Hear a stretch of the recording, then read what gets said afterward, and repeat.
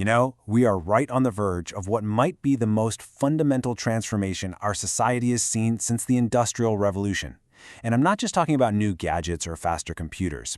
No, we're talking about a complete teardown and rebuilding of power itself. And it is happening way faster than almost anyone is ready for. And that's the real problem, isn't it? Most of us, we're just not taking this seriously enough. One of the world's leading AI experts has put out this incredibly stark warning. He calls it a tsunami. And look, I know that sounds like something straight out of a disaster movie, but his prediction is rooted in some cold, hard reality. That's Dario Amodei, the CEO of Anthropic.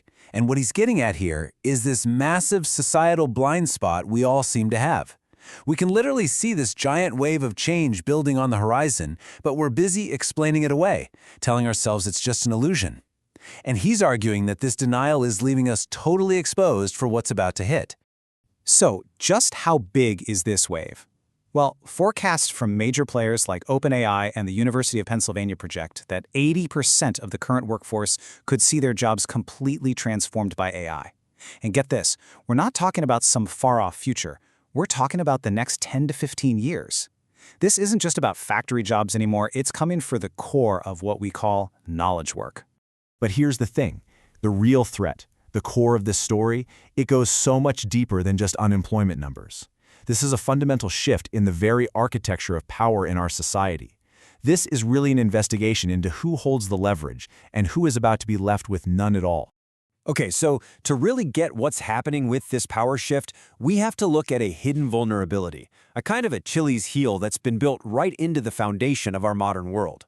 It's an assumption we've all been relying on for generations, and it's about to snap. I mean, think about it for a second.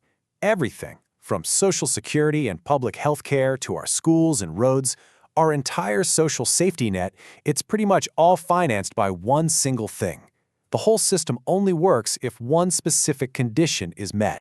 And here it is. This is that single condition, the 90% dependency model. Around 90% of all state revenue comes directly from taxes and social contributions tied to human labor.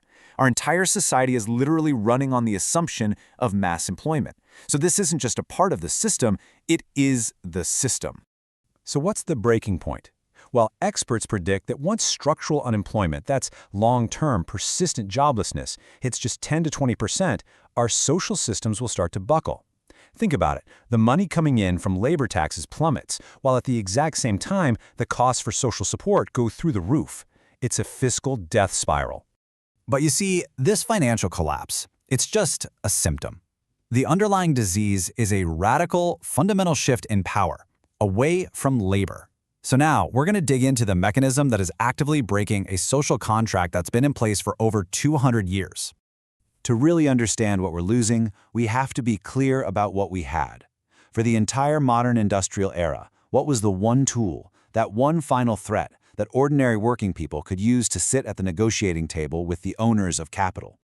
So the industrial age was all built on this delicate balance, right? A two-way street, a bilateral dependency. Capital needed workers to run the factories, and workers needed capital for a paycheck. This mutual need gave labor its ultimate weapon, the strike. If you withdrew your labor, you could grind production to a halt and force a negotiation. But in this new post-labor age, that dependency becomes unilateral. It's a one-way street.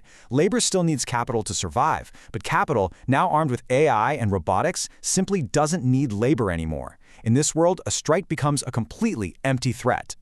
I mean, it all boils down to a really simple, even brutal logic. The moment technology can do a job better, faster, cheaper, and safer than a person, the economic reason to hire that person just evaporates. And when that happens, the value of human labor, and with it, its power, starts to plummet towards zero. So, if you have a power shift this huge, what are the consequences? If the vast majority of people lose their primary economic leverage, what kind of society does that actually create? We're not just talking about a tough economy here. We're talking about a whole new social order. There's a name that's starting to be used for this potential future, and it's pretty chilling.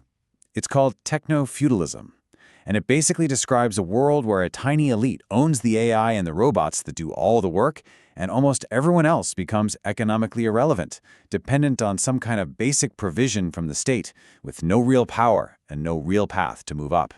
So what would that really feel like day to day? Well, it would mean a massive loss of bargaining power for you, me, for everybody. It would mean our economy could be growing like crazy, but that growth would no longer create jobs. It would mean the end of the career ladder, the end of that idea of upward mobility that defined the last century. And maybe the deepest cut of all, a profound social and identity crisis, as work, which has been a central pillar of meaning for so many, just disappears. So ultimately, the crucial thing to understand is that we're not just watching new tools being invented. We are watching a force that is actively dismantling the social contracts that have held our societies together for generations. And it forces us to ask a really terrifying question. What is a person's value in society if it's no longer their labor? Which leaves us with the most important and maybe the most difficult question of all. For centuries, the collective labor of the many was the primary source of power against the few. If that power is well and truly gone, what, if anything, is going to replace it?